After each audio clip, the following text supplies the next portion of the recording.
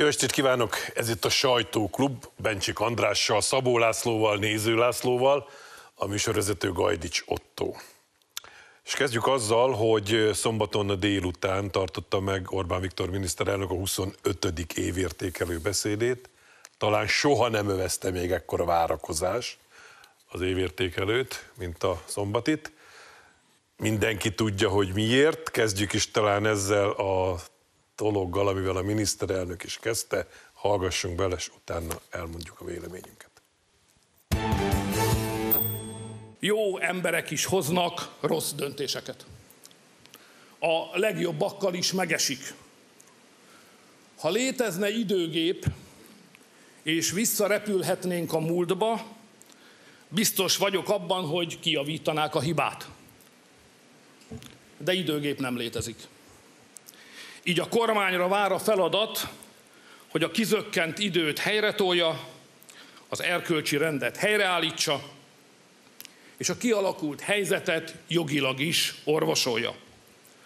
A gyermek sérthetetlen, bántalmazása a legsúlyosabb büntetést vonja maga után, kegyelemnek ilyenkor helye nincs. Ezért a lemondás helyes volt, és megerősít bennünket. Az elnök és az igazságügyminiszter munkáját zaklatott szívvel és mindannyiunk nevében megköszönöm. Tisztelt Hölgyeim és Uraim! A tanulságokon túl feladat is adódik. A magyar gyermekvédelmi rendszert meg kell erősíteni. Át kell fésülni, és ki kell egészíteni a gyermekeink védelmét hivatott jogszabályainkat az alkotmánytól a miniszteri rendeletekig. Az áldozatok kálváriája kötelez bennünket. Arra kötelez, hogy megerősítsük a gyermekvédelmi intézményeink vezetését és felügyeletét, az ott dolgozókra vonatkozó előírásokat és korlátozásokat. Mindezeket együtt pedig egy új gyermekvédelmi törvénycsomag formájában be kell nyújtanunk az országgyűlésbe. A képmutató és kétszínű baloldal ott majd vitézkedhet. Na, ott majd lehet kapaszkodni. Megvallom őszintén, hogy nekem ez az utolsó mondat jelentett a legtöbbet, de nem akarok befolyásolni titeket, menjünk egy kört, és majd én is beszélek, parancsoljatok. Az biztos, hogy az a rossz érzés, ami bennem is volt az elmúlt napokban a miniszterelnöki beszéd után, jelentős mértékben enyhült, tehát bizonyos értelemben helyre tette a dolgokat.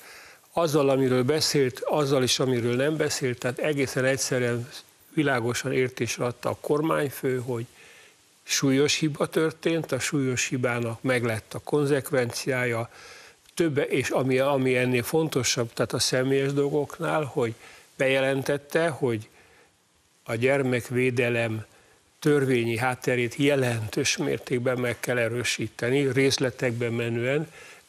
Nem akarok elébe vágni a ma esti beszélgetést, de hadd utaljak arra, hogy tulajdonképpen akik pénteken csápoltak a gyermekvédelem érdekében, most örülhetnek, mert a miniszterelnök az általuk ott elhangzott kéréseket is akceptálta, hiszen egy olyan komplex és koherens gyermekvédelmi törvénycsomag készül, amiben a baloldal és az ellenzék, de beleértve ezeket a nagypofájú internethuszárokat, ezek is akár még közre is működhetnek. Szóval nem mondom, hogy jól érzem magam, azt sem mondom, hogy megkönnyebbültem, de hogy könnyebb lett egy kicsit, azt mondhatom. Nem volt, és nincs könnyű helyzetben a miniszterelnök. Nem tudom, egyetértetek-e velem, talán még mi is bele tudunk esni abba a hibába, hogy azt gondoljuk, hogy a politika az egy ilyen nagyon mindig a stratégiákra, meg a taktikákra alapozó, ilyen méricskélő, számolgató, hol jó, hol rossz, merre menjünk, merre ne menjünk műfaj, és a miniszterelnök beszédének az első része az bebizonyította nekünk, hogy ez egy emberi műfaj. A politika mélyén mindig emberi ügyek vannak. Az első része, amikor Novák Katalin és Varga Judit lemondásáról, meg erről az egész ügyről beszélt, az egy mélyen emberi megszólalás volt. És ha most így közelről néztük az arcát, meg hallottuk ott a hangját, akkor én azt hiszem, hogy elfogódottsággal, vagy megütöttséggel beszélt erről a dologról. És az is nagyon fontos volt, hogy nagyon kellett arra odafigyelnie, hogy minden szava a helyén legyen. Mert most árgus szemmel leste mindenki, hogy mit fog mondani, és nagyon oda kellett figyelni, miközben ezt az emberi részét, mégiscsak két olyan politikus társáról van szó, akikkel hosszú éveket, évtizedeket dolgozott együtt. És hát nagyon számított rájuk. És számított rájuk. De mégis arra is kellett figyelni, hogy nehogy bele lehessen kötni egyetlen névelőbe is, mert hát most nyilván erre mindenki csattogó fogakkal várt erre a lehetőségre. Nagyon precízen, nagyon pontosan fogalmazott, és igyekezett a helyzetet világosan, érthetően elmagyarázni és le is zárni.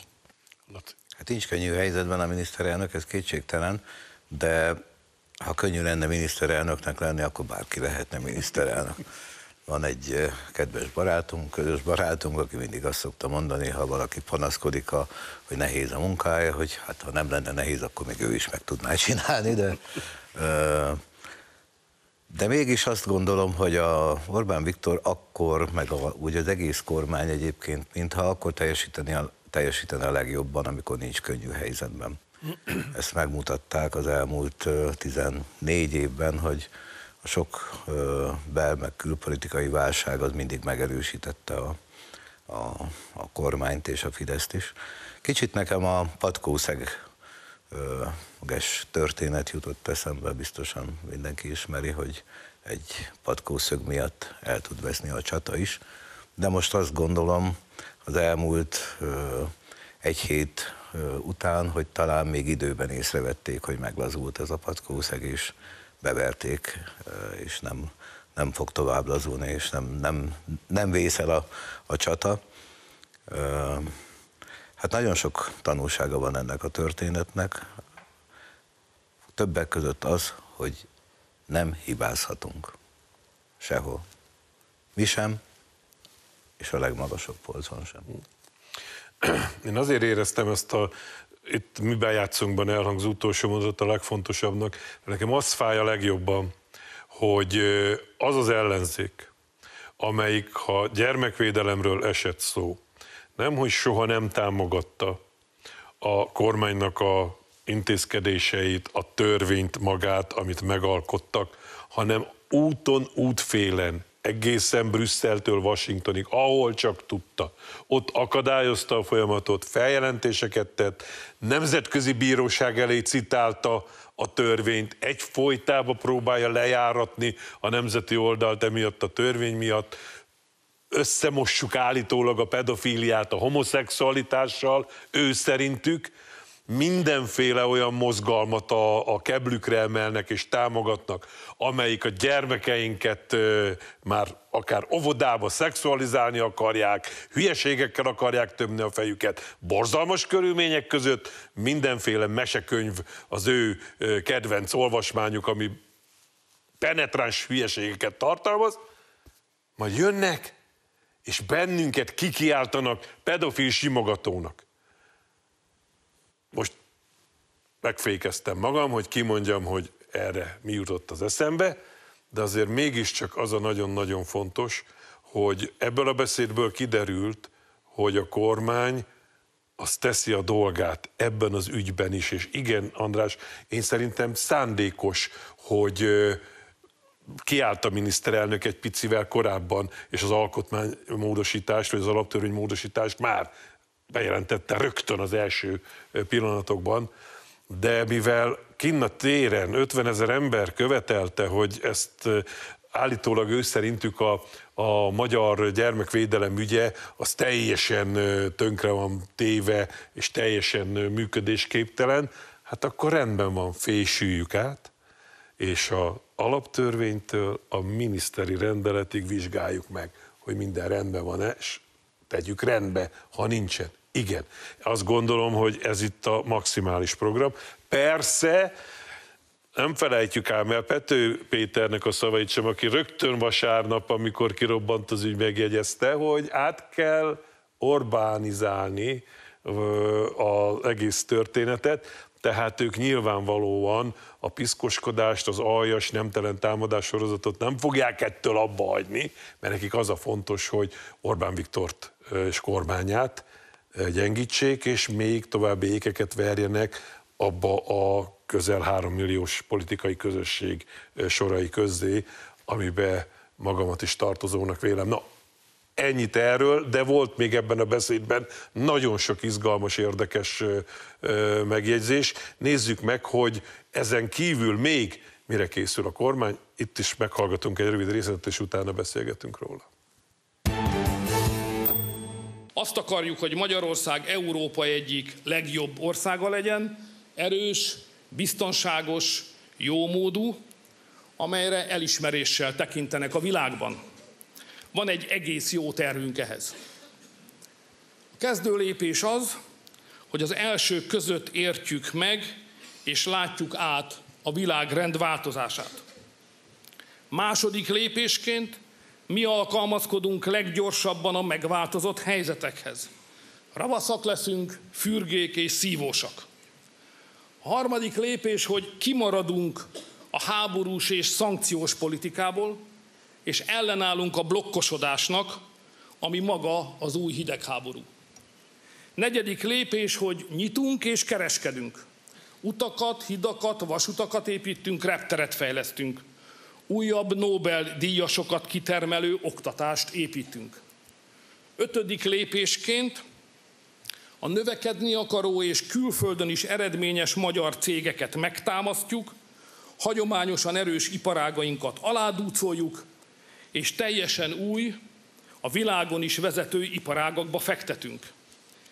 Ezzel újra feltesszük a világtérképre Magyarországot és Budapestet, mint a Kárpát-medence megkerülhetetlen politikai, gazdasági, kulturális és kereskedelmi gravitációs pontját.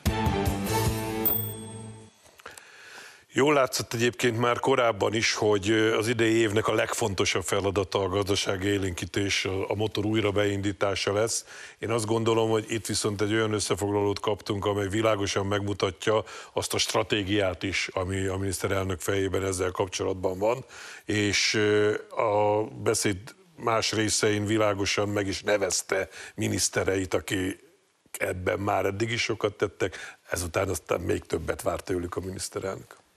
Szóval, ha megengeded, annyiban utalnék vissza az előző beszélgetésre, hogy az a nagyívű program, amit a miniszterelnök itt kifejtett, amelyik tényleg le a kalappal, és egészen biztos, hogy hiszen már látjuk, hogy jövünk ki a katasztrófa mocsarából.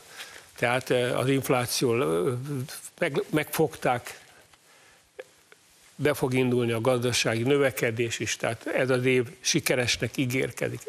De hadd idézem fel, amit mondott a két nagy boxolóról, Tysonról és azt hiszem Muhammad Aliról, hogy akármilyen jó vagy, egy rossz mozdulat elég, hogy a padlón találd magadat. Tehát csak visszautalva erre a helyzetre, hogy, és azt is mondta, hogy keresztbe kell verni. Tehát egy buta hiba miatt a padlón találtuk magunkat, az ellenfél azonnal ránk vetette magát, és ő volt az, aki ezt keresztbe verte azzal, hogy miszlikbe aprítással fenyegette meg azt, aki a gyereke, ami és néha az őszintesség a leghatásosabb eszköz. Tehát egyszer kirobban belőle az apai és nagyapai féltés, és ezt szerintem mindenki megértette, hogy hülyék vagytok, hát az legyetek már észnél, hát ez az, amit mi nem akarunk. De valóban akkor menjünk már a békésebb vizekre, hogy ez pedig egy olyan rendkívül lelkesítő program, aminek teljesen megvannak a reális alapjai, amit aztán későbbiekben ki is fejtett még részletesebben is, ami hát szóval nagyon komoly reménységgel tölti el az ember. Öreg rockerek vagyunk, és nekem a tankcsapda jutott az eszembe, hogy talpra kell, hogy állj, az ütés bármennyire fáj. Így van, pontosan erről van szó. Igen, hát a kegyelmi ügy az nem a mi pályánk, abban ott, ha az nagyon sokáig napirenden marad, akkor minden egyéb kérdés is mindig azon méretődik meg, és ez nem jó. És ezért a miniszterelnök miután világosan lezárta ezt az ügyet, és elmondta, hogy mi erről az álláspontja, mi erről a polgári oldal álláspontja, hogyan kell ehhez állnunk, helyesen fogalmazta meg szerintem ezt az elképzelést, utána új lapot kellett nyitnia. Új pályára kellett áthoznia a közbeszédet, erre tesz most kísérletet, reméljük, hogy sikeresen. És ugye ezeket a mondatokat, amit az imént láttunk, azért néhány fontos mondat megelőzte ott a beszédben, mert ugye elmondta, hogy 2023 végére sikerült visszaszorítani az inflációt, a gazdasági növekedés elindult, a foglalkoztatási számok azok nem romlottak, sőt ugye most még azt mondja, hogy még azon is talán növelni, vagy azon is még javítani lehet. Tehát muszáj volt neki arról beszélnia, ez a politikai szükségszerűség is ez volt, meg hát ez is a helyzet, hogy talán 2023-ból kijöttünk azokból a nehéz évekből, amik kezdődtek a Covid-dal és folytatódtak a háborúval, és 2024 az már egy felívelő időszak lehet. Ennek a tervét, ennek a vízióját fektette le ebben az 5 pontban, amit itt hallhattunk. Csak egy pontosítással kezdeném, hogy mintha arra céloztál volna, hogy a miniszterelnök úr a tegnap, tehát pénteki tüntetés hatására próbálják a gyermekvédelmi rendszert átnézni, de már korábban bejelentették, hogy ez meg fog történni, úgyhogy szerintem egy ilyen tüntetés nincs hatással a kormány munkájára, habár érdekes módon a úgynevezett, hogy influencereknek nagyobb tömeget sikerült megmozdítani, mint az összes ellenzéki pártnak eddig. És az a lényeg szerintem, hogy az ellenzéki pártok ebből nem biztos, hogy fognak profitálni ebből az egész dologból, ami történt, de majd meglátjuk. A másik dologról meg nekem egy bibliai idézet jutott eszembe, hogy ismert, hogy legyetek okosak, mint a kígyó, és szelídek, mint a galambok. Hát most okosaknak kell lennünk, de azt hiszem, hogy jó lenne szelídnek maradni, de mikor nagyokat ütnek rajtunk, milyen jó lenne nem ütni vissza, de most azt hiszem, hogy a következő hónapok, évek nem arról fognak szólni, hogy szelídek legyünk, mert a kormánynak ugyan rengeteg elképzelése meg terve van, de valahogy az ellenzék, meg az brüsszeli bürokraták, meg az Amerikai Egyesült Államok, meg mindenki megpróbálja ezeket a terveket keresztbe verni, de én azt hiszem, hogy ha elég okosak vagy ravaszak vagyunk, és a szelídséget egy kicsit félretesszük, hanem elég harciasak is vagyunk, leszünk, és például március 15-én megmutatjuk, hogy mi is össze tudunk hozni néhány százezer embert, akkor talán ki tudunk ebből az egészből győztesen kerülni. Nagyon izgalmas volt az is, hogy a zöld átállást, a zöld energiát nagyon a középpontba helyezte, csak mondta, hogy ésszel, utalva erre, hogy máshol, Európa más részein ezt teljesen agyament módon csinálták ezt is. Igen, az nekem nagyon tetszett, mi azért nagyon sokat foglalkozunk a Demokratánál, hogy ésszel. Tehát persze, nagyon jó dolog, leginkább a napelemek, naperőművek, be van fantázia, mert az vitathatatlan. Ha borúsod idő is termel energiát, ellentétben a széllel, ami hol fúj, hol nem fúj, de a naperőművek is éjjel nem működnek. Tehát mindig kell egy puffererőmű, tehát mindig egy komplex rendszerbe kell gondolkodni. De önmagában az, hogy ad abszurdum minden magyar háztartás részben önellátó, az egy olyan tartalékot képez az energiaellátásban, hogy Magyarország plusz az atomerőművek és az egyéb kiegészítő rendszerek, hogy eljuthat Magyarország egy olyan állapotba, hogy gyakorlatilag totálisan független a külvilágtól, sőt adott esetben szerencsés pillanatokban akár még maga is tud energiát eladni. Nekem tetszik, ezt jól mondod, Otto, én is aláhozom kétszer pirossal, hogy ésszel, tehát ezt a modernizálást, ezt a úgynevezett zöld átállást, nem tudom, ez a zöld átállását végül is itt nem spenoltot termesztünk, de mindegy, hát zöld átállás.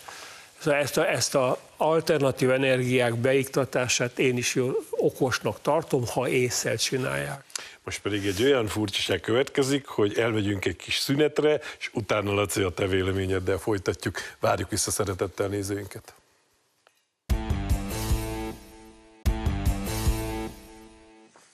Jó estét kívánok, folytatjuk a sajtóklubot Bencsik Andrással, Szabó Lászlóval, Néző Lászlóval és Gajdics Ottó műsorvezetővel, és ott hagytuk abba, hogy Laci nem mondta még el, ő hogyan látja a zöld energia és egyáltalán Magyarország energiabiztonságának kérdéséről mondott miniszterelnöki szavakat.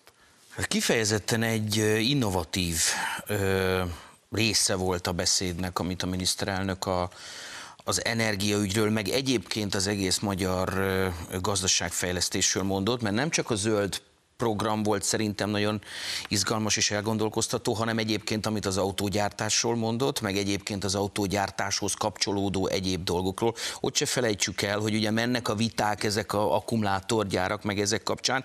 Nagyon világosan beszélt a miniszterelnök, hogy csak úgy lehet ilyeneket megvalósítani, hogy az nem okoz környezeti károkat, mert az első szempont az mindig az emberek szempontja, és az emberek egészségének a szempontja. Úgyhogy hogyha egyébként Brüsszelben már nem sorolták volna be régen Orbán Viktort az ellenségei közé, akkor egyébként egy kifejezetten innovatív, izgalmas gazdaságfejlesztési koncepciónak is nyilváníthatnák, akár onnan nézvést is, nyilván nem ezt fogják tenni természetesen. De azt akartam mondani igazából vele, hogy mégiscsak igen, tehát hogy az lenne az igazán szép, ha Magyarország minden olyan fontos ügyben, amiben önellátással be tud rendezkedni, ott be tud rendezkedni. Ugye ez ivóvíz, élelmiszer, meg energia. Ezeket ide kellene eljutnunk, hogy ezekben... Ez a szuverenitásnak a lényege. És valójában a háborúk korában, amiben élünk, ez az egyes számú szempont egy nemzet számára, hogy ezt létre lehessen hozni. Továbbra sem állítom, hogy annak hatására, de azért méltó választ adott a akkumulátorgyárak elleni hőbörgésekre is a miniszterelnök. Persze. De ez mintha az akkumulátorgyárak elleni tiltakozás egy lecsengőben is lenne, és különösen, ha a kormány meg tudja győzni az embereket, meg a beruházók, hogy nem fogja az egészségüket, az ivóvízüket, a környezetüket károsítani, akkor talán leállnak erről a tiltakozásokról. Én nagyon röviden a miniszterelnök úrhoz csak annyit, és visszautalva arra, hogy legyünk okosak, hogy milyen nehéz ez egy ilyen politikai kommunikációs helyzetet kezelni a kormánynak, de legalább olyan nehéz a jövőbe látni. Mert amit a kormány csinál, bármelyik kormány egyébként, az nem a mostról szól csak, hanem a következő 5-10-15 évről. És látni, vagy belelátni a jövőbe, a holnapunkba, az iszonyú intellektuális feladat. Ez sok magyar kormánynak nem is sikerült, például a Gyurcsányék, vagy a 2002 és 2010 közti szocialista szabaddemokrata kormányoknak egyáltalán nem sikerült.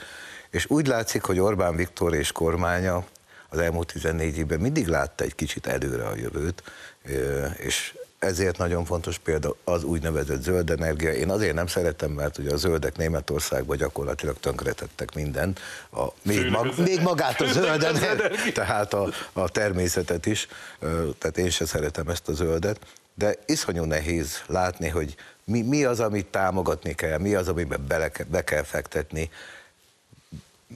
A következő évek, évtizedek az elektromobilitásról fognak-e szólni valóban, mert vannak ugye negatív hangok is, hogy az egész egy átverés, de hát most a világ errefelé tart, és mi ezen az útra nagyon jó időben léptünk. Igen.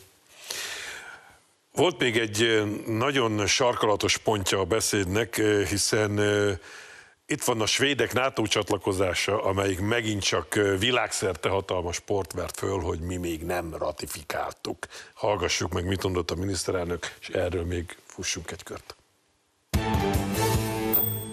Jó hír, hogy a Svédországgal fennálló vitánk lezárás felé közeledik. A svéd miniszterelnökkel fontos lépéseket tettünk, hogy a bizalmat újraépítsük. Afelé haladunk, hogy a parlament tavaszi ülésszakának kezdetén ratifikálhatjuk Svédország NATO csatlakozását.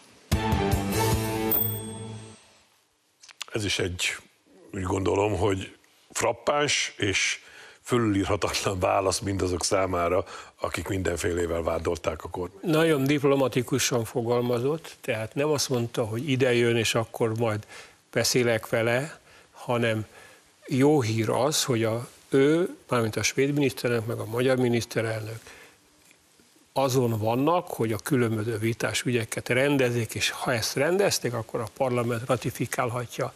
Vagyis azért jó hír, mert legyünk őszinték, a nagypofájú és pimasz svéd külpolitikának ez egy nagyon világos üzenet, hogy gyerekek, vagy komolyan vesszük egymást kölcsönösen, vagy nem vesszük egymást, de akkor várhattunk. Világos. Laci? Hát én úgy értelmeztem ezt a mondatot, hogy valamiféle megállapodás látszik kibontakozóban, és a megállapodások azok félúton szoktak megköttetni. Tehát a mi lépésünk az lesz, hogy ratifikáljuk a svéd NATO csatlakozást, az ő lépésük meg az lesz, hogy mondjuk az a kormányzat, svéd kormányzati politika, amelyik Magyarországot igyekezett így, úgy, amúgy különböző nemzetközi fórumokon befeketíteni, hát abból a kormányzati politikából egy kissé visszavesznek, vagy mondjuk tételezzük, hogy teljesen visszavesznek belőlük. Nagyon nem hinnék ebben, de legyünk jó indulatúak. Le kell zárni, azt hiszem, ezt az ügyet, előbb vagy utóbb, így vagy úgy, valószínűleg most már a miniszterelnök mondatai alapján úgy, gondolom én, ez most itt a tavaszi ülésszakon még az EU választások előtt, a parlamenti választások előtt meg fog történni. Nekem elég lenne annyi, se nem velünk ijeszgetnék a svéd gyerekek. Én szerintem a február végén esedékes parlamenti ülés első 2 napján meg fog történni ez a dolog, mert igazából nincs már mire várni. Én is úgy érzékeltem, meg úgy tudom, hogy ilyen egész megállapodás közeli helyzetben van a két kormány, hogy aztán a svédek nem velünk fogják ijeszgetni a gyerekeket, én abban nem vagyok azért teljesen biztos, de ami nagyon érdekes, megnéztük a külföldi lapokat, és mondjuk Moszkvától Londonig, Párizsig, Kijevig, mindenki ezt emelte ki egyébként a beszédből, hogy Orbán Viktor megígérte a svédeknek a NATO csatlakozást, tehát ez egy nemzetközileg is fontos ügy, és szerintem, ha erre pontot teszünk, akkor kihúzunk egy méregfogat a minket támadókból. Nagyon ügyesek vagyunk, van még időnk, ezért hallgassunk bele, hogy mit mondott Orbán Viktor a migrációról és Európa jövőjéről, mert azt hiszem, ez még egy nagyon-nagyon fontos része volt a beszédnek. A Szentírásban van egy nyugtalanító passzus. Ez azt kérdezi, hogy amikor eljön az ember fia, vajon talál-e hitet a földön? Lassan mi magunk is feltehetjük a kérdést, ha 20 év múlva nyugatra látogatunk, Európát találunk-e még ott, vagy pedig valami egészen mást? A nyugati országok jól élnek, gazdagok, még van pénzük, több is, mint nekünk. Ez ideig, óráig elfedi a bajt. De ideje szembenézni a valósággal, hogy az európai versenyképesség, a háború, a szankciók és a blokkosodás miatt megrodjant, és ennek fatális következménye a középosztály lecsúszása lesz. És akkor a demokráciának is kicsengettek. Egyesek azt mondják, hogy kalifátusok, meg rezervátumok, meg nem tudom minek a katyfasza lesz Európa, hogyha sürgősen nem csinálunk valamit. Ez egy rendkívül fontos mondat volt az utolsó mondatta, hogy ha a középosztály lumpenizálódik, akkor onnantól kezdve a demokráciáról nem lehet beszélni. Úgy szokták ezt megfogalmazni, hogy ha egy országban nagyon alacsony az életszínvonal, akkor a demokrácia értelmezhetetlen. Szóval amikor a kenyér az első számú probléma, vagy a lakhatás, vagy a biztonság, mert ahol szegénység van, ott megnő a bizonytalanság és a bűnözés, ott a demokrácia értelmezhetetlen. A demokrácia az bizonyos életszínvonal kell. Tehát az, amiről itt a miniszterelnök beszélt, ezzel Nyugat-Európában nem hajlandóak szembenézni, de egyetértek vele, hogy nekünk viszont foglalkoznunk kell ezzel, hogy belátható időn belül, néhány évtizeden belül ez a rettenetes dolog, vagyis hogy a nyugat-európai jómódú középosztály elkezd vékonyodni, és ezzel egy időben elkezd vastagodni a lumpenizálódott segélyből élők és bűnözésből élők rétege, rettenetes következményekkel fog járni. Laci? Egy pozitív ember vagyok, nálam a pohár az mindig, vagy a bögre, az mindig félig tele van, és nem félig üres, de ebben az ügyben nagyon rosszul látom a helyzetet. Tehát ha itt a nagyon rövid távon belül, szerintem ezt a folyamatot nem megállítani kell, ezt a folyamatot most már vissza kell fordítani. Itt kőkemény nemzeti kultúrpolitikákat kell vinni, akik bevándorlóként már itt vannak a kontinensen, akiket lehet belőle asszimilálni, azokat asszimilálni kell, akiket nem lehet asszimilálni, azoktól meg kell szabadulni. Ilyen egész egyszerűen ez a helyzet, mert ez a folyamat, ez már nem, ezzel nem töprenghetünk, hogy vajon mi lesz, meg hogy merre megy majd, ez a folyamat, ez zajlik. Hát elmegy bármelyikünk, bármelyik kedves nézőnk egy nyugat-európai ország jelentősebb városába, és hát a saját szeménvel fogja ezt látni, meg a saját fülével fogja hallani. Ez a folyamat van, és nem senki ellen nem szólok, a mellett szólok, hogy azt a kultúrkörnyezetet, azokat a tradíciókat, amit ez a földrész kialakított magának az elmúlt évezredekben, ezeket meg kell őrizni. És a politikában minden mindennel összefügg. Amikor a miniszterelnök arról beszélt, hogy a svéd miniszterelnökkel közelednek az álláspontok, akkor még azt is el tudom képzelni, talán még ez a kérdés is felmerült, mert ha valahol, akkor Svédországban ez egy igazán izgalmas kérdés. Igen, és a svéd demokraták egyébként meg a migráció ügyben azért elég hasonló álláspontot képviselnek, mint mondjuk Orbán Viktor, ha bár ez Svédországon nem nagyon látszik most per pillanat. Én azt emelném ki, és ez nagyon tetszett nekem, ugye József Attilát idézve, hogy van-e Brüsszelben még egy európai, és rajtunk múlik, rajtunk is, meg persze a nyugat-európai polgárokon is, hogy minél több európai legyen Brüsszelben, az Európai Parlamentben, mert csak a nevében európai egyébként, meg semmi köze nincs ahhoz a klasszikus Európához, meg az európai értékekhez, amikről annyiszor beszélnek a mostani Európai Parlamentnek. Úgyhogy júniusban én nagyon remélem, veled ellentétben kezdek optimista lenni, hogy hát ha történik, de csak azért, hogy legyen valami feszültség itt, mert egyébként nem teljesen. De az jutott eszembe, hogy milyen lenne most Európa, meg az Európai Unió, ha nem Orbán Viktor lenne, és nem a Fidesz lenne Magyarországon kormányon. Ha mondjuk egy ilyen Gyurcsány-féle, vagy akár Bajnai-féle sem, ilyen langyos, mindenbe beleegyező, mert micsoda ellen állás van Magyarország és az Európai Parlament uniós intézmények között. Ez egy olyan példa az európai polgárok, meg az európai országok számára, ami nélkül lehet, hogy most nem lenne olyan erős Németországban az AfD, vagy Franciaországban Le Pen, vagy stb. És milyen fontos Európa számára, hogy ki lesz az Amerikai Egyesült Államok elnöke, mert Trump bevándorlás, migráció ügyben hasonló álláspontot képvisel, mint Orbán Viktor. Ő még talán keményebben is azt mondta, hogy deportálná az összes bevándorlót, vagy illegális migránst. Tehát olyan, miniszterelnök úr is utalt rá, hogy nagyon fontos év következik, úgyhogy hát kíváncsian várjuk. Nem csak Európai Uniós, hanem nagyon sok olyan választás lesz, hogy mindennel összefügg a világban. Igen.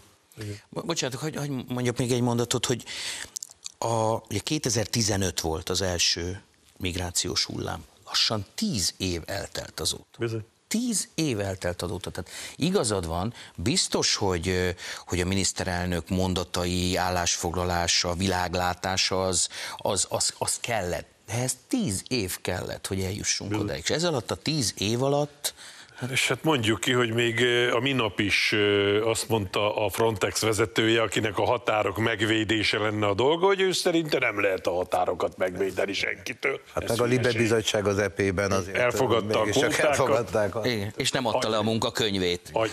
Hogy akkor köszönöm szépen. Fontos lehet még a mi nézőinknek, hogy hogyan érvelt Orbán Viktor, hogy azért mégse adjuk föl az Európai Uniós elképzeléseinket. Ebbe hallgassunk bele, és erről még beszéljünk. Újraéledő nagyság Amerikában és Európában, konnektivitás, erősödő szlovák, osztrák, szerb, magyar térségi együttműködés és brüsszeli szuverenista fordulat. Ezt kérjük év végén a karácsonyfa alá. Barátaim, a brüsszeli bürokraták nem fogják kihúzni Európát a csávából. Meggyőzésükre nem érdemes energiát fecsérelni, döglött lóra nem verünk patkót. Valódi változás csak egy új európai jobboldal hozhat, aminek mi, magyarok is részei vagyunk. Abcuk Brüsszel, éljen Európa. De azért figyeljünk, nehogy a fürdővízzel a gyereket is kiöntsük. Ezért az új jobboldal ne Európa alternatívája, hanem európai alternatíva legyen. Így érdemes, így kell rátekinteni az előttünk álló európai választásra. Így, és ezért érdemes harcolni a győzelemért. Ez szerintem nagyon fontos. Európai alternatíva.